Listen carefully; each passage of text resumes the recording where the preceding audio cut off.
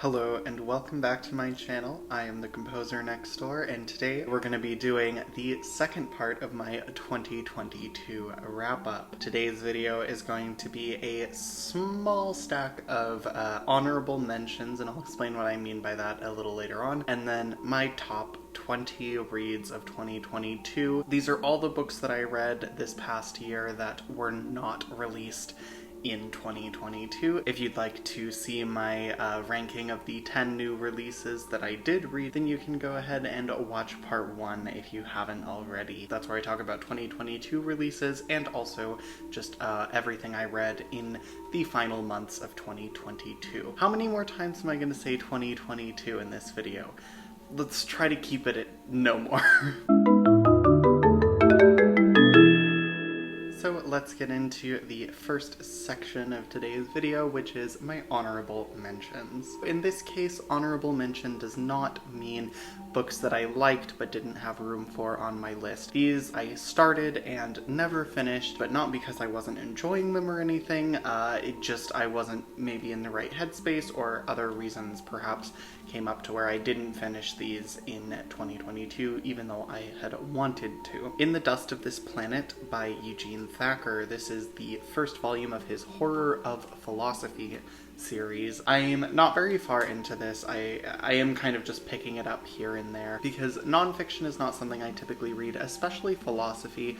I was worried that I was gonna not understand any of this because I've just never read a philosophy book before. My background in it is just I took a symbolic logic class my freshman year of college. That's my background in philosophy. Apart from watching Philosophy Tube and ContraPoints, which I really only do to gawk at the pretty women that I wish I looked like. I've read a little bit of it. I want to continue, but it is, I think, one of those things that's just going to be, I read a page or two here and there every once in a while, and I'm not just going to, hunker down and try to get through all of it in one sitting. My next honorable mention is Haunted by Chuck Palahniuk. I read, let's see, you can see my bookmark.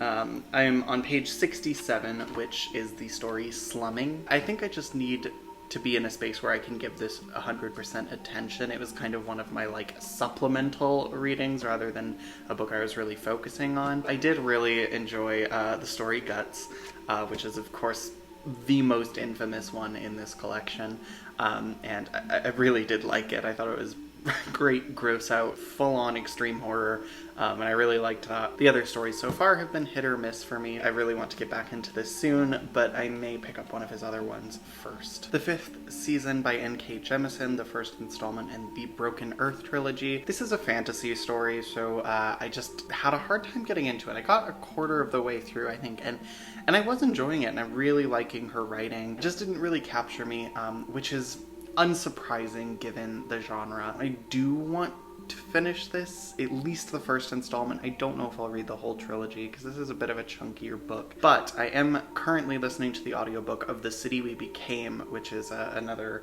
work by N.K. Jemisin, and I'm really into that. I love it so far. Maybe finishing that will give me the push to jump back into this and get through it. And my final honorable mention is a 2022 release I've only picked up and read from once or twice, but when I do sit down and read it, I fly through pages. I just can't put it down. So I need to find a day where I have nothing going on and just sit down and finish this book. I'm Glad My Mom Died by Jeanette McCurdy. iCarly was one of my favorite TV shows as a child, so I was right in that age group where the name Jeanette McCurdy really does mean something to me. I really did just want to read it because I always really liked Jeanette McCurdy, and this sounded like a fascinating story. So I do really want to finish this. I'm 44 pages in, so it probably won't take me long to finish once I just sit down and make myself do it. So those were my honorable mentions, and now it is time for my top 20.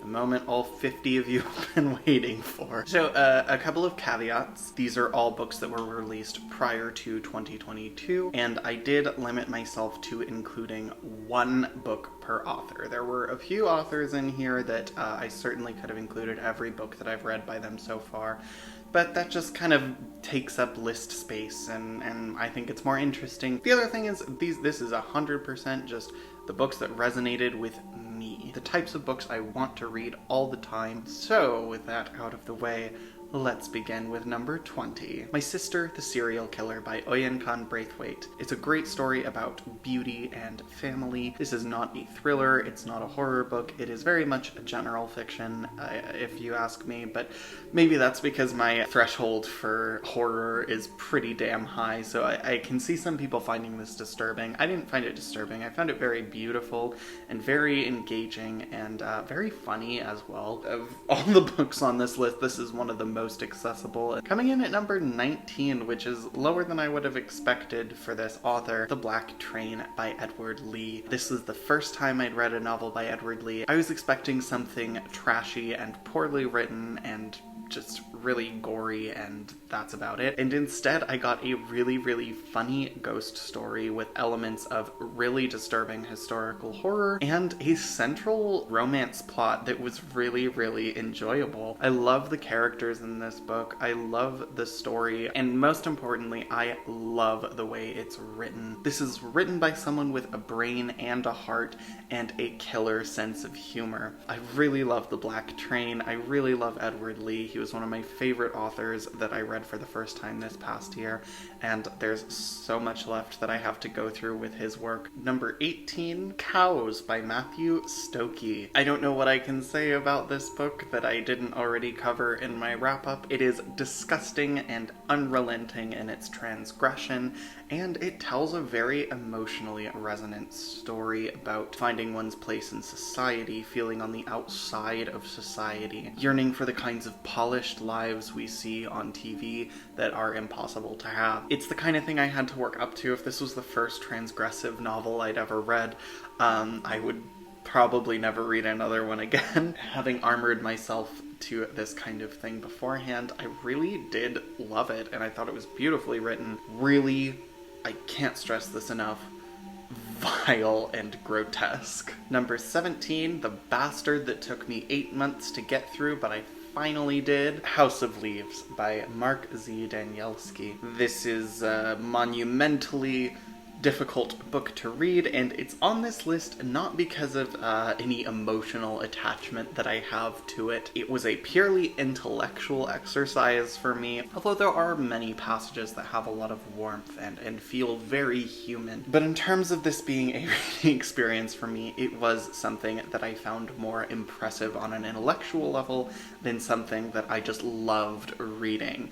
You know, I'm not in any hurry to go back to this, but I feel like it has to go on this list because it is unlike anything else I've ever read. It does ask a lot of you for admittedly a less complex story than you might be expecting. The passages that are traditionally written are beautiful, and I do think the formatting works very well. For instance, the chapter that's all about the labyrinth and the Minotaur makes you feel like you're trying to find your way out of a labyrinth. There's footnotes that don't lead anywhere. It is infuriating and frustrating, which is the point. I think every emotion you experience and every bit of frustration with the physical thing, with trying to read the book, is a part of the experience. And so for that, it is just something that breaks my brain, and something I really appreciate. I did find the impossible architecture stuff quite unsettling and beautifully done, and it's something that I've noticed there's not enough of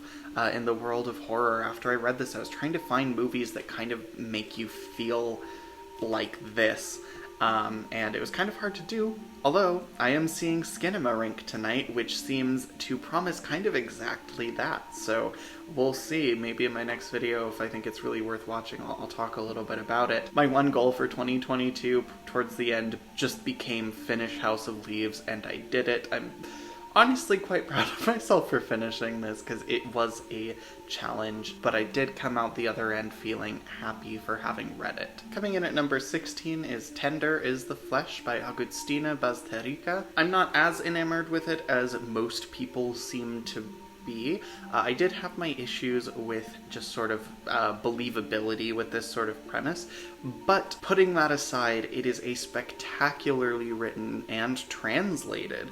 I really can't give enough kudos to the translator, Sarah Moses, for making this really come alive. This is a post-apocalyptic tour. I thought the questions that I asked did provide some meat for me to chew on, no pun intended. Oh, who am I kidding? Pun intended. Really just makes this list for how beautifully it is written. I don't think it's the most effective story or has the best characters of anything that I've read this year, but it does have some of the most beautiful writing and some of the most clinical and upsetting descriptions of gore and meat processing.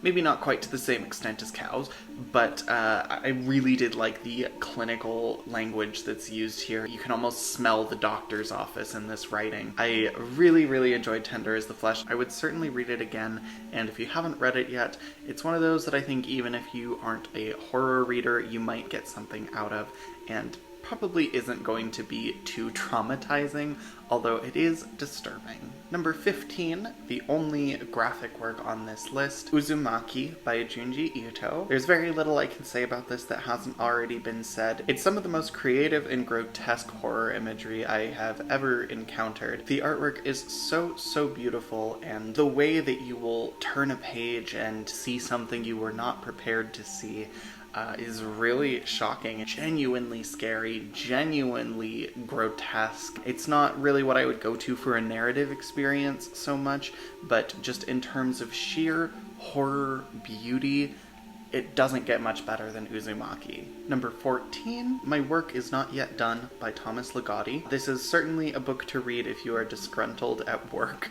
A literary horror novella that tells a really fascinating story of corporate revenge with a fun sort of supernatural twist to it. I love the style of Thomas Ligotti's writing. It's intellectual without feeling condescending and has this tongue-in-cheek nature. I really enjoyed this. I've been itching to read it again, and if you haven't checked out Thomas Ligotti before and you're a fan of cosmic horror and literary horror, you're really missing out. Lucky 13, The Hellbound Heart by Clive Barker. I read this in preparation for the Hellraiser reboot done by David Bruckner, who's one of my favorite horror directors working today. If you haven't seen the new Hellraiser or The Night House, I can't recommend those enough. They're both fantastic horror films. This was my first time reading the story that Hellraiser was based on, and it is great. Very similar to the film in many ways, but there's something sort of romantic and erotic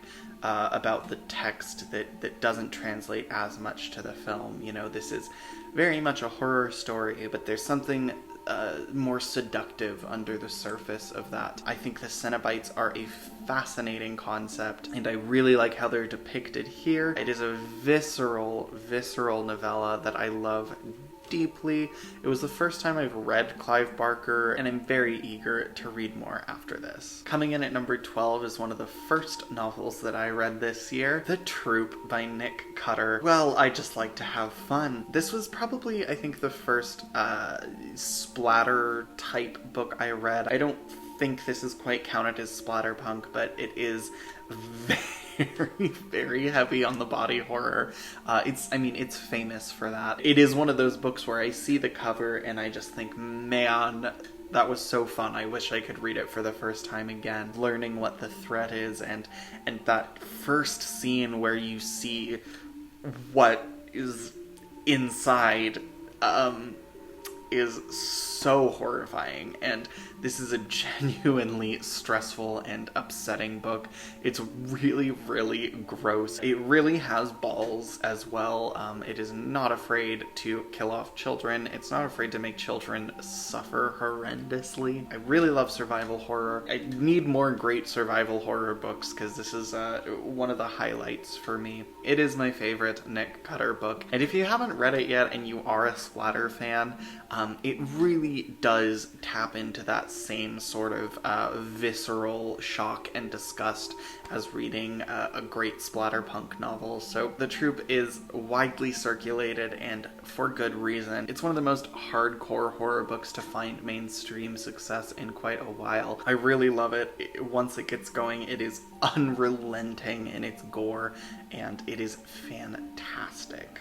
At number 11, we have The Woods Are Dark by Richard Lehman, which incidentally is another book that has the breakdown of social dynamics becoming a breeding ground for chaos, just like The Troop.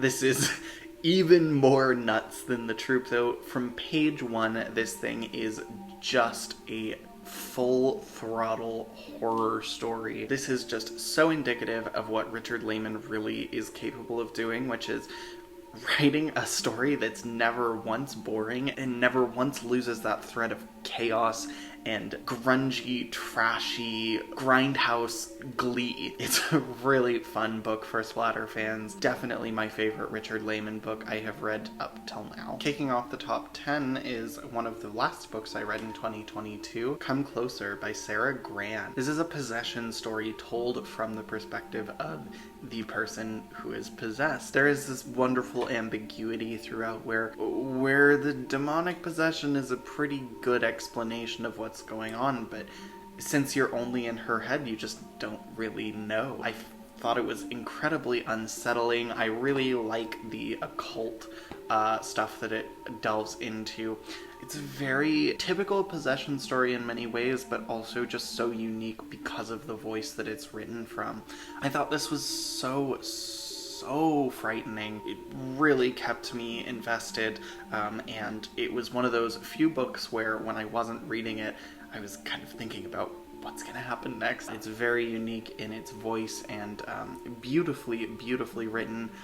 I want a movie adaptation starring Carey Mulligan right now. At number 9, Pet Sematary by Stephen King. It really puts you through the ringer emotionally, and the story just feels so right. You kind of know exactly what's gonna happen, and just every page you turn, you're like, please don't let it go this way.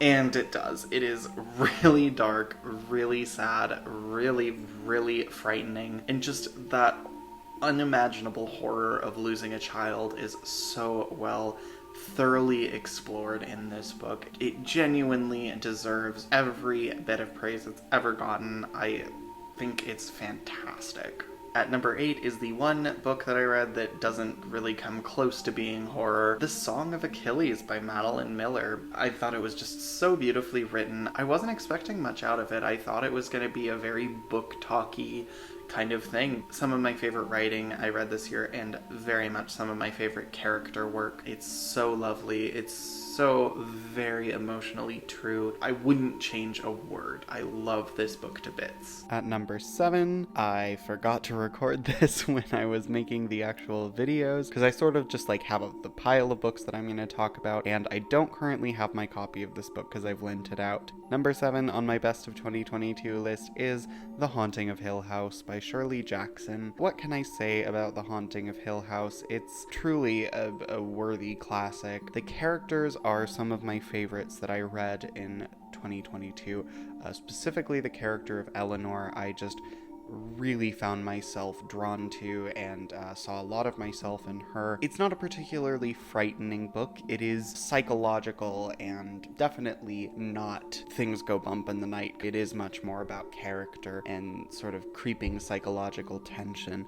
I love The Haunting of Hill House. It's one of the most beautifully written books I have ever read, and I've been dying to read it again and dying to read more Shirley Jackson because she is truly a wonderful writer. At number 6, The Only Good Indians by Stephen Graham Jones. This was unfortunately the first book I read from him, which also happens to be head and shoulders above the rest. Not that his other books are bad, I really like most of them that I've read, but this is on another level. The structure, the story is so unique. The poetry in the way it's written, just the way it gets you into the mindset of these characters. Characters will kind of convince themselves that they need to do something, or that if they do this thing, then that means this.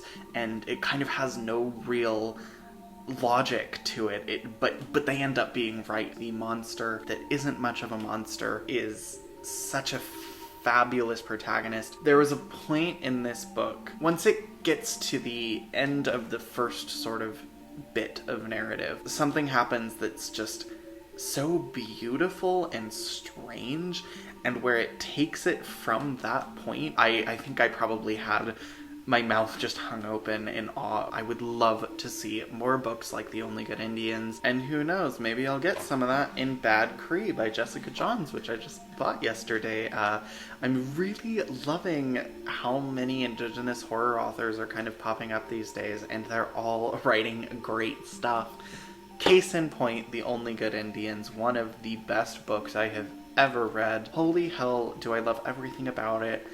And it's only at number 6. So, my top 5 favorite books I read in 2022. The ranking of these top 5 is pretty arbitrary. Number 5, Gone to See the River Man by Christopher Triana. This is extreme horror that's about extreme, disturbing ideas. There is gory violence in here, but it's not the focus of the narrative. It's more about just drowning the reader in this inescapable feeling of darkness. It's a story that you kind of gradually realize what it is and where it's going and who you're following as a character. It haunts me. Thinking about this book puts me back into that dirty mindset that I was in when I read it. I don't mean dirty like that, just really like soul polluting stuff. This is what the best extreme horror is capable of. This is just exemplary of that to me. I love Gone to See the River Man. Oh boy, is it a harrowing journey, though. At number 4 is not technically a horror book, although some of the stories in here are very, very horrific. Blood Child by Octavia E. Butler, which is the one short story collection that I actually read cover to cover in 2022. Usually with short story collections, I'll start one, and then when I kind of start to tire of that particular author, or maybe I'll hit a wall with a story that doesn't really connect to me, I'll just go pick up another one, and so I'm constantly sort of reading bits from different short story collections. This was one that I started and immediately was like, I need to get through the whole thing. I don't know that there are any other short story collections that I've read where every story was a 10 out of 10 for me. It is sci-fi, very much in the tradition of like Ted Chiang, who is my favorite sci-fi writer. Exhalation and Stories of Your Life and Others are two of my absolute favorite books. It's very thoughtful in how humanity would react to these things. There are thematic through lines. Disease is a common topic in these books. The highlight stories for me were Blood Child, the title story, which is set in a future where humanity has formed a sort of symbiotic but maybe parasitic relationship with this alien race, and that we're now on their planet, I believe. That was a really gory story, really leaned into the body horror, and so I really liked that element of it. And of course, it also deals with the instability of the gender binary, of course something that I am very interested in and passionate about. I also thought The Morning, the Evening, and the Night, which is a story about a hereditary disease, and the story that it ends on, which is a newer one that was written for this edition. The originally published edition didn't have the 2 stories at the end. It's called The Book of Martha, and it imagines a conversation between a writer and God. The ideas in this collection are so thoughtful. Just instantly became one of the best books I had ever read, and one that I would recommend to absolutely everyone. I can't wait to read Octavia Butler's novels. This was the first I'd read of her, and I feel stupid for not having read it beforehand. Now, the ranking for my top 5 is already pretty arbitrary, but the top 3, I mean, if you ask me on a different day, this might change. These all would be in my top 3, but which one is number 1, which one is number 3, like, it doesn't matter. These are all monumental works of literature that are going to be at the top of my list of, like, just my absolute favorite books for a very long time. Number 3, The Ruins by Scott Smith. I'm as shocked as you that this didn't end up as number 1. This is still one of the most harrowing, extreme things I've ever read. This is extreme horror, if you ask me. If extreme horror is about, suffering per capita, I don't know that I've read many books that have more suffering than this. And I think something about the format of vacation horror, where they are just so thoroughly unprepared to deal with this. How do you prepare for something that you have no idea is going to happen? The gore is described with such terror and viscera. The just pervading sense of hopelessness that starts the second they step on that hill and just gets worse the entire time. You know, every time they come up with some plan to get out of this, in the back of your mind you think it's not gonna work.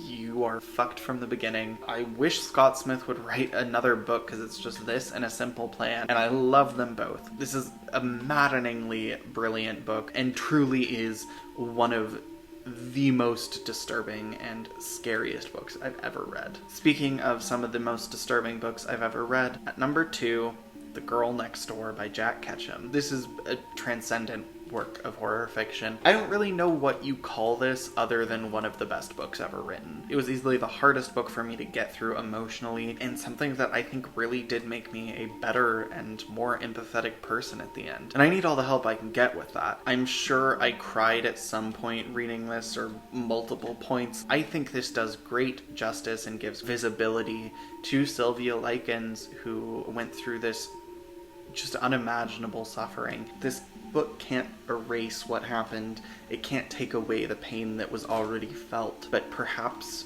by reading it, we can take a piece of the humanity there and hold it within ourselves, and maybe in some way give her some peace. It's a pretty monumental thing for a book to aspire to, and I don't know that that's what Jack Ketchum thought he was doing here, but I think he achieved it. This is so extraordinarily good, while also being one of the most painful reading experiences I've ever had in my life. The Girl Next Door is outstanding and so important to me, and so important to the world of fiction. And at long last, here we are at number 1, my favorite book that I read in 2022, The Fisherman by John Langan. I just don't think that there's a book more tailor-made to my personal tastes. Anything to do with the sea, with water, and the cosmic entities that dwell within is up my alley. One of the most unique stories I've read. I love the structure that the bulk of this book is basically a fisherman's yarn. I found that story fascinating, and the way it connects emotionally and thematically to what's going on. It's kind of hard talking about a book that I love this much, because I don't know what I can say about it other than it's perfect. It's one of the best books I've ever read. It checks every box for me in bold Sharpie. Body horror and gore and genuinely terrifying imagery, and it's all described so well that these very otherworldly things are in your mind much more vividly than they should be able to be. This is cosmic horror at its best, but it's also not just cosmic horror, it's also a very personal story and a very sad story. Some streams run deep and dark, but nothing deeper or darker than my love for The Fisherman by John Langan. My favorite book that I read in 2022. Well, that was long. Thank you so much for watching, and I hope you stop in for the next video. If you have read any of the books that I mentioned and also like them, or if you don't like them, I mean, yeah, let me know. Thank you so much as always. I am the composer next door, and I will see you very, very soon.